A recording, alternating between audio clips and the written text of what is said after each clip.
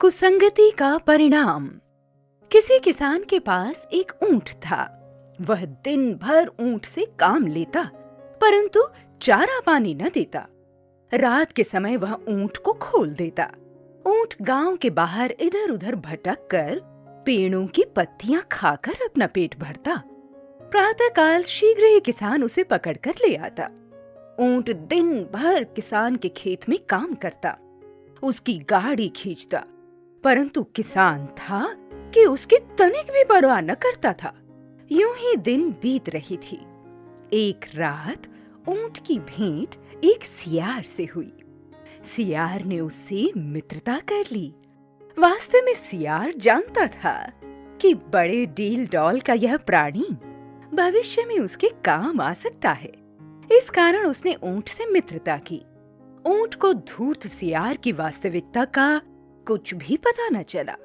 सियार और ऊंट रात को मिलने लगे। सियार ऊंट के प्रति सहानुभूति प्रकट करता और ऊंट उससे अपने प्रति होने वाले अत्याचार का वर्णन करता। एक रात सियार ने ऊंट से लाभ उठाने का निर्णय कर ही लिया। रात के समय जब उसकी भेंट ऊंट से हुई तो वह बोला, भाई ऊंट, तुम ये पत्तियां खा खा कर कब तक अपने आप को सताते रहोगे?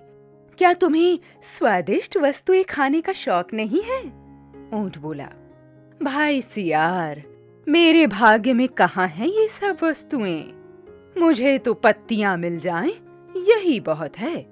वास्तव में सियार को खबर मिली थी कि नदी पार खेत में बहुत तरबूज और खरबूजे हैं।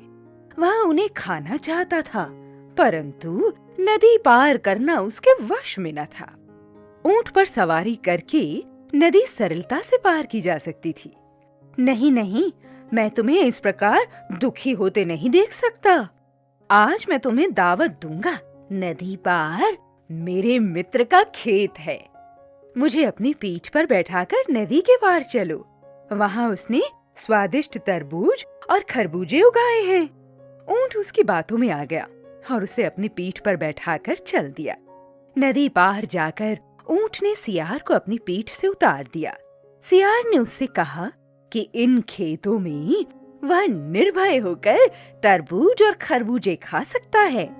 यह कहकर सियार एक ओर जाकर खाने लगा। वह जल्दी जल्दी खा रहा था कि कहीं खेत के रखवाले उसे देख न लें।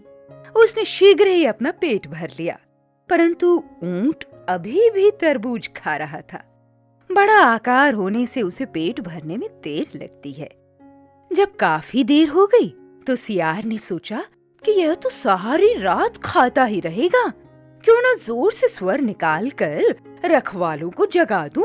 वे इसे मारकर खेत से निकाल देंगे और यह वापस चलने को मजबूर हो जाएगा। उसने ऐसा ही किया। सियार का ऊंचा स्वर सुनकर रखवाले जाग गए। उन्होंने देखा कि ऊंट सारी फसल चट किए जा रहा है। उन्होंने लाठियों से ऊंट को बहुत मारा। सियार छिपकर सारा तमाशा देखता रहा। इस प्रकार कुसंग के कारण ऊंट को न केवल चोरी करनी पड़ी, अभी तो चोरों वाली मार भी खानी पड़ी। वह समझ गया कि यह सब सियार की शरारत है, परंतु बोला कुछ नहीं। लंगड़ाता हुआ वह खेतों से बाहर भागा और सियार को वहीं छोड़कर नदी में प्रवेश कर गया।